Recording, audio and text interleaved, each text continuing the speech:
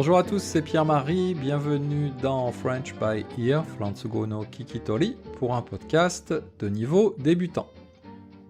J'espère que vous êtes en pleine forme, parce que aujourd'hui, je vous parle du trou normand. Qu'est-ce que c'est le trou normand ?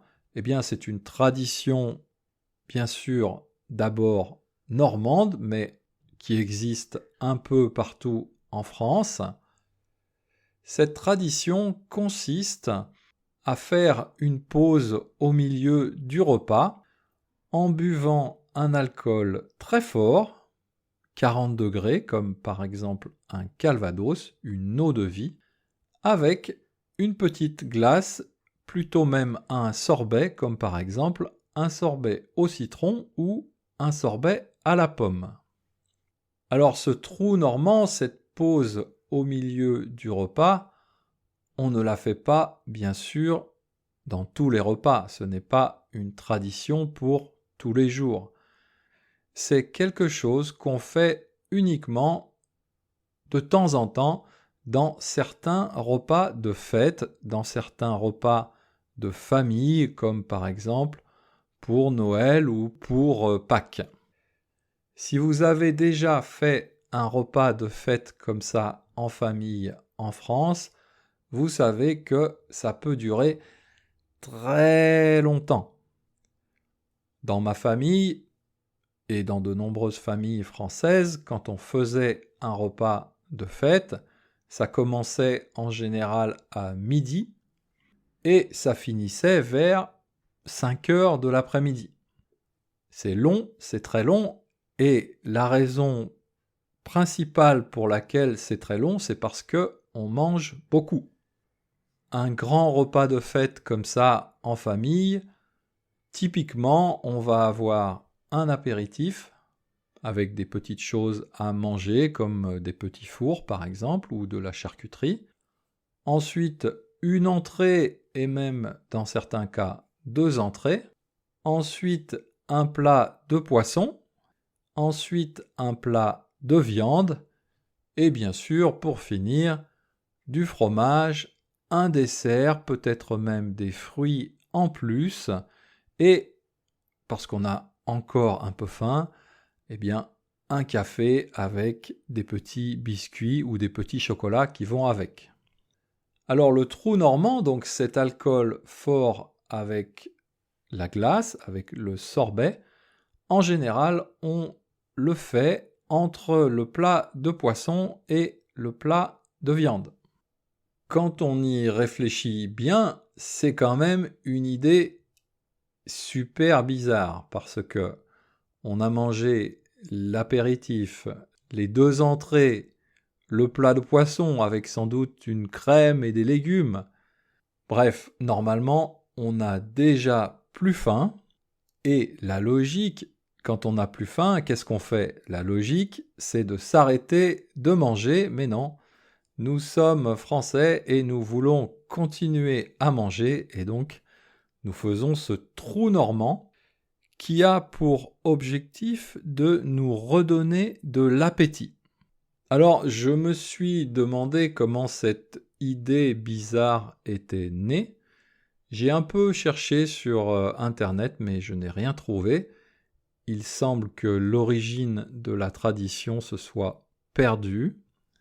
Mais j'imagine, il y a peut-être quelques siècles, un groupe d'hommes qui veut faire un grand repas, un grand banquet, et qui commence à manger, qui mange beaucoup, et au bout d'un moment, on n'a plus faim, mais on veut continuer à manger. Qu'est-ce qu'on fait ? Il faut trouver une solution. Et là, peut-être que quelqu'un a eu une idée en disant « Et si on buvait un alcool très fort en mangeant une glace, peut-être que ça nous redonnerait de l'appétit. » Alors déjà, c'est bizarre que quelqu'un ait eu cette idée, mais à mon avis, c'est encore plus étrange que les autres personnes de ce groupe aient pensé, elles aussi, que c'était une bonne idée. En tout cas, la tradition s'est installée et maintenant, donc, de temps en temps, dans ce type de repas, on a ce fameux trou normand. Alors les amateurs du trou normand disent que le fait de boire cet alcool très fort en mangeant un sorbet permet d'aider à digérer, permet de faciliter la digestion. Alors j'ai regardé un peu sur internet, cette explication c'est n'importe quoi. Il n'y a pas de vérité scientifique, cet alcool et ce sorbet n'aident pas à digérer. Mais par contre, le trou normand a un effet positif, rafraîchissant sur les papilles. Les papilles, qu'est-ce que c'est ? Les papilles, ce sont les petits points qui se trouvent sur notre langue et qui nous permettent de ressentir les goûts, qui nous permettent de ressentir les saveurs. Alors bien sûr, quand vous avez mangé votre apéritif, vos 2 entrées, votre poisson, en plus bien sûr en buvant du vin, les papilles, elles sont quand même un peu fatiguées. Elles ont vraiment eu beaucoup de travail. Et c'est un peu comme nous quand on va faire par exemple un long footing. Quand on revient du footing, on est fatigué, on est un peu sale, on a envie de prendre une douche pour se rafraîchir. Eh bien, les papilles, c'est pareil, elles sont fatiguées, elles ont beaucoup travaillé et donc elles ne ressentent plus vraiment les différentes saveurs. Elles n'arrivent plus à faire leur travail correctement et le trou normand, l'alcool, le sorbet permet de nettoyer tout ça, de laver les papilles et donc de les rafraîchir, comme ça elles peuvent de nouveau fonctionner normalement et elles sont prêtes à travailler pour la deuxième partie du repas. Personnellement, ça fait longtemps que je n'ai pas fait un tel repas français avec un trou normand au milieu. Et pour dire la vérité, ça ne me manque pas vraiment.